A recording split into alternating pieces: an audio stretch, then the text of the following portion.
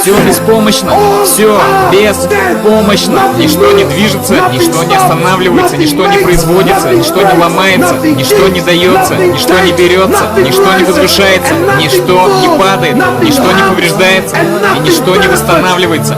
Без Аллаха.